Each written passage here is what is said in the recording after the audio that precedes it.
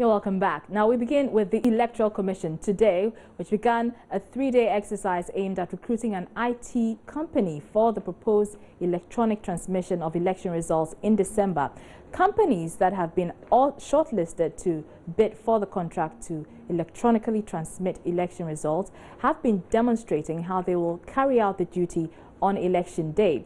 The Commission's decision to electronically transmit results from the coalition centers generated some controversy when the New Patriotic Party raised questions about its legality.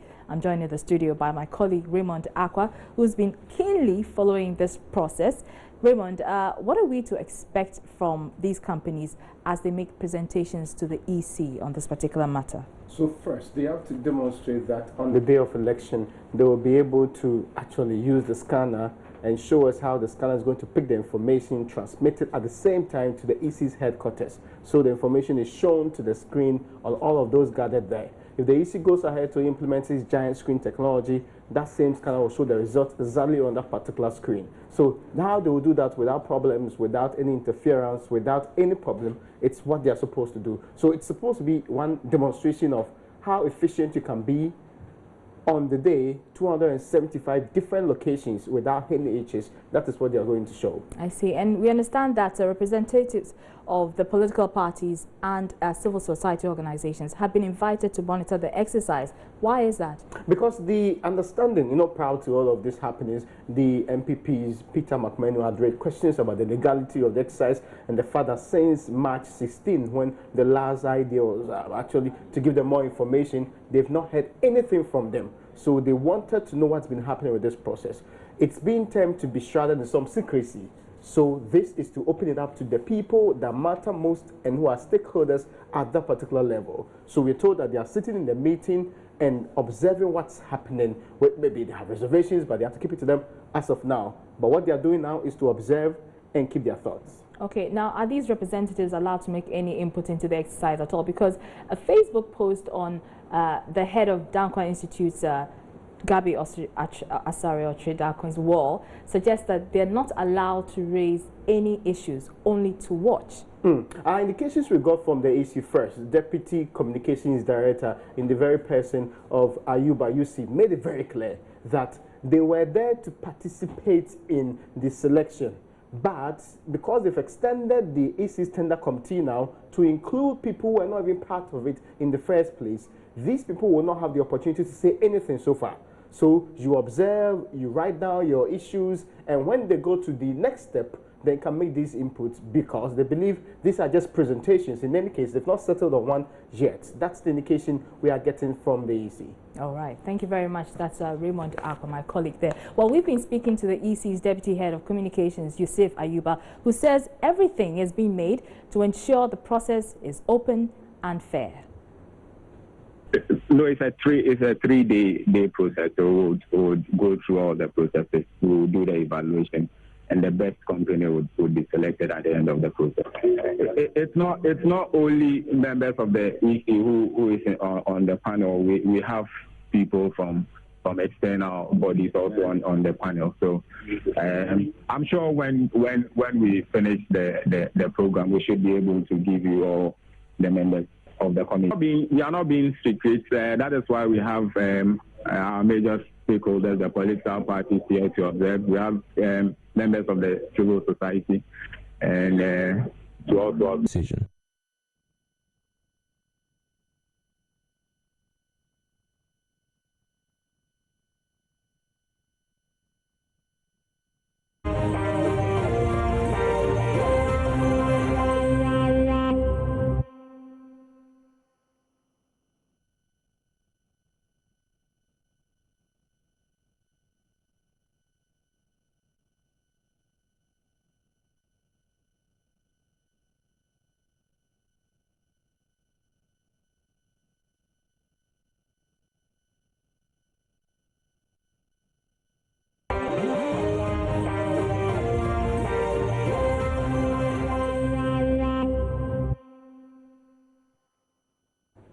You're on the election brief here on your Joy News channel on Multi TV. Now, as you may be aware, The economy is one of the major issues dominating the campaigns of the various political parties. Tied in with that is the International Monetary Fund, the IMF bailout, which has become a topical issue in the last few days. The Trades Union Congress is today demanding that the NDC government suspends the program with the IMF. Well, the president says that cannot happen. We'll get some more details from our correspondent Ohiming Teria of Insha of FM in Kumasi. But still on the IMF, the flag bearer of the Progressive People's Party, Dr. Papa Kwesi Indum, has been criticizing government's management of the economy, which he says forced the country to get the bailout. Listen. Those people that you waste your vote when you go and give your vote to somebody and that person goes into government and they don't do anything for you and that they disappoint you, that is the wasted vote. I also told her that you waste your vote. You waste your vote when you vote for somebody hoping that your children will be able to go to school. And then after you vote, you can't afford to send your children to school. That is a wasted vote. I also told them that you vote for someone so that they can help prevent diseases. But then after you vote for the person and you continue to have malaria, you continue to have cholera, you continue to have monococcal meningitis, that is a wasted vote. I also told them that when you vote for somebody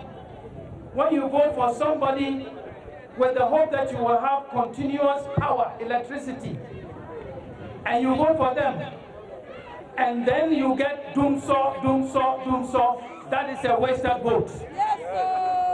And then I added that you vote so that the young men and the young women, they will get jobs to do. But when you vote, and there are no jobs, there is unemployment, there is no money in the pocket, that is the wasted vote.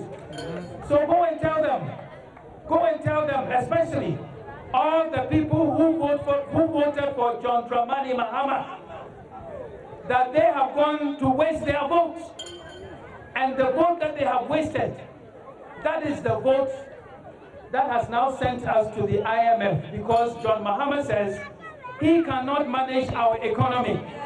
So he has taken the economy and handed it over to the IMF. And they are telling us what to do. And some of what they are telling us to do is not in our best interests. You have wasted your vote on John Dramani Mahama. And look at you. Look at what is happening here. Look at amount. And so that's the PPP flag bearer, Dr. Papa Kwesi Indum, there with some harsh words for government on management of the economy. And speaking about the economy and the IMF, Ohiming Teria of Insura FM joins us on the line. As we indicated earlier, the TUC is holding a program in Kumasi where it's demanding that the president suspends the IMF bailout program. Ohiming, tell us why the TUC is making this demand. Yes, Araba, the TUC's request is based on the fact that over the past the government introduced the IMF program, the country and Amastiki State, the workers have experienced some challenges. And he says that any policy that affects the well-being of the worker is something that the TUC will go ahead to criticize. So he says that yes, there has been increasing inflation rate. And besides that, there has also been increasing number of unemployment, especially among the youth. And besides, we also talked about the fact that living conditions are so hard now.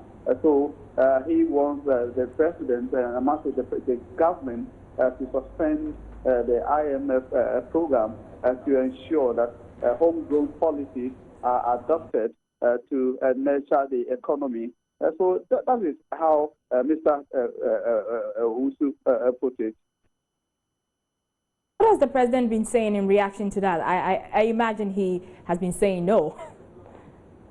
Yes, Araba, after Mr. Kofi Asamoah's speech, the Secretary General of TUC, the President was the next to mount the podium, and he insisted that indeed the IMS program has been the ultimate one, but he didn't say the government will suspend the program, but he says that it was government's own decision to extend the program to the electioneering year, so that Ghana will be able to make gains from the program.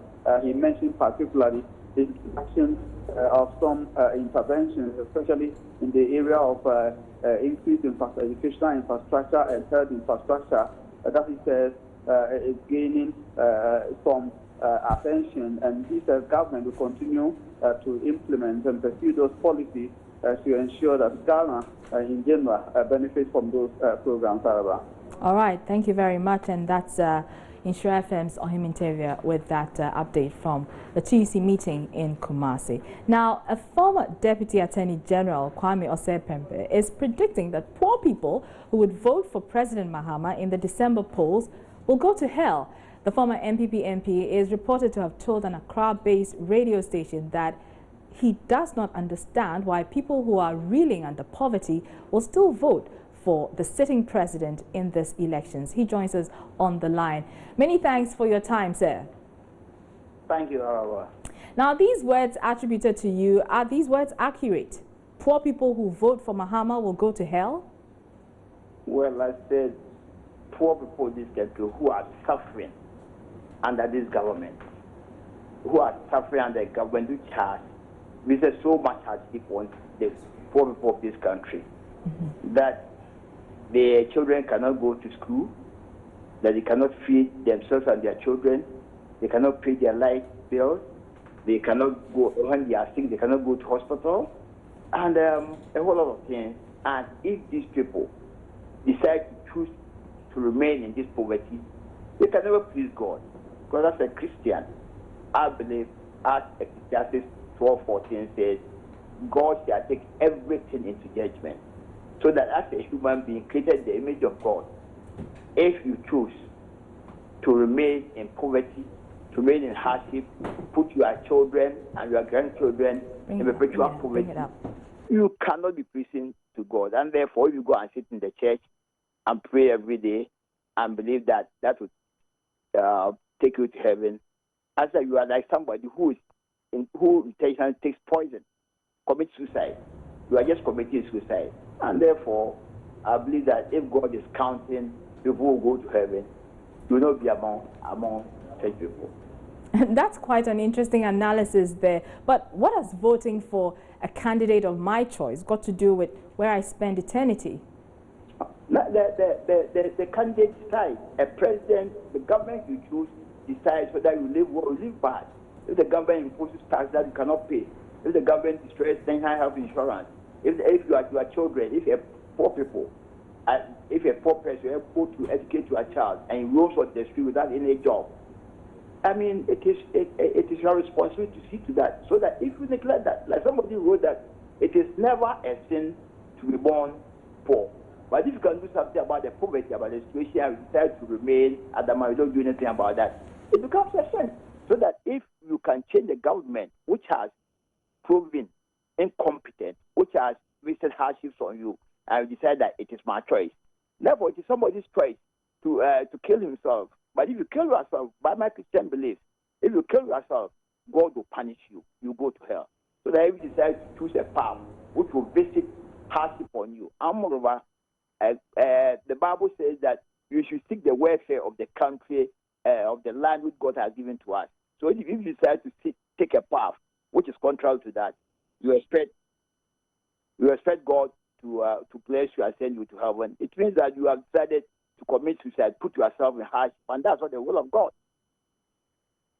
Really, Honorable, is there evidence to support your assertion that this country under President Mahama is poor? Oh, I mean, Araba, the suffering is everywhere. Yesterday, the CDD said 70% of Ghanaians, a whopping 70% of Ghanaians believe that this country is the wrong direction. I come from the rural area, I move a lot. Everywhere you go, if you meet 10 Ghanaians, But now telling you that things are so hard in this country. People 2 days ago or yesterday we were reading somebody who sent the son to Amasama Hospital, and go and buy blood, do this, and the child died. And the man was sleeping like a mad person at the hospital. These are things which we see every day. People now can go to hospital. Women who go to hospital to deliver are detained there. The doom show which has told yesterday newspapers, 10,000 mine workers have lost their jobs because of all these things. So that if you are one of these 10,000 and you lost your job and your children can't go to school, you come to your life bill, you are going to face difficulties. And we decide that for any reason, President Mahama is a handsome man. President Mahama comes from my village. I am NDC. I belong to NDC permanently. You vote for it. Then you have to give an answer to your God. All right, we'll have to end it here. Thank you very much. That's former MPP MP and a former Deputy Attorney General Kwame Osei-Prempeh there. And still talking about poverty and politics, CPP flag bearer seems to agree with the former Attorney General. Listen. Clear that if Ghanaians continue to return either the NDC or the MPP into office, then they are consigning themselves to hell, because you are dealing with two parties who merely exist, it seems, just to get elected to enrich themselves as individuals, as families, or as people who... But they have, the two parties you talk about have huge constituencies. So, and but is it any surprise that Ghanaians are ignoring the CPP, given that your party has failed to capture the hearts and minds of people? I mean, your party barely garners 10% of the vote during the elections. So it is part of democracy for you to offer yourselves to the people of the country. Explain to them your policies and programs and why they should make a change in their voting pattern. And this time, it should be very logically obvious to any Ghanaian why they should change their voting pattern. After all, the current presidential candidate of the MPP was part of the same 80 years of the MPP who were rejected by the people of Ghana and replaced with the same incompetent NDC who have done nothing. So logically, anybody would say to themselves, well, number one, I'm not going to vote for NDC again, but I'm certainly not going to replace the NDC with the MPP, who are also abject failures. And so we would tell them the only logical party that you would therefore go to is a party which has done it before. So that's CPP flag bearer Ivor Greenstreet there. Now let's hit the campaign trail, and the MPP flag bearer Nana Akufo-Addo is in the western regional town of Bibiani. Let's go on the line and speak to Mustafa Hamid, who is with him on that tour. Mustafa, many thanks for your time. Yeah, thanks for having me. All right, so what has Nana Addo been telling the people of Bibiani? Well, the update is that now we are in another safety town called Bekwai. You know, the constituency is called Bibiani, Anyanso, Bekwai. So there are three principal towns in the constituency. So we've gone past Bibiani, gone to Anyanso, and then now we are in Bekwai. Basically, what he's telling them is that we need to eradicate poverty. And I realize that, incidentally, you've been talking about poverty this afternoon. He says that we need to eradicate this poverty from this country. He tells the people that he believes that God did not put us in this rich land so that we would be poor, that God has given us all the resources that we need to be able to live decent life, and therefore it is the management of our nation's resources that is largely responsible for the poverty of our people. And that he's making promise to the people that when he becomes president, he would manage the resources of this country in honesty and sincerity, that he would not allow the nation's resources to be looted by his appointees and etc., so that we can put Ghana's money to good use, create an enabling environment for people to do their job. He also alluded to education and says that he still stands by his promise that when we come, that we shall make SHS education truly free, and that we shall put in measures to ensure that there is quality education in our country. He alluded to the WAEC results that have just been released and the abysmal performance of the students and etc., etc. So those are the matters that he is discussing with the people. He reiterates his point, actually, about the one district, one factory policy, saying that it is doable, that nearly all the districts in our country have resources enough that we can add value to in order to improve the lives of our people, and that these are projects that he's committed to doing. So he's asking for their vote. But Araba, I must add quickly that the reason we are in this part of the Western region is that, you see, the Western region has 26 constituencies. 13 of them are in the northern part of the region, and 13 are in the southern part. Our party currently holds about 8 out of those 26 seats in parliament. And all the 8 that we hold are in the southern part. No, 7 are in the southern part, sorry. We hold only this particular constituency, Bibiani and Nyaso Bekwai. And therefore, the reason we are here also is to ensure that we shore up our support in the northern part of the Western region and ensure that we take some seats back. For example, we've held our win before, which is in this part. We've held Amensi East before. We've held Prestia Huni Valley. But those are seats that we lost in 2012 to the NDC, and which we are determined to take back in order to improve our fortunes in the Western region. So basically, that's why we are here, and this is what Nanado has been elected. All right, many thanks, and that's Mustafa Hamid. He speaks for the MPP flag bearer, Nana Ekufu-Addo. And on that note, we wrap up Election Brief. Join us same time tomorrow. I'm Araba Kumson.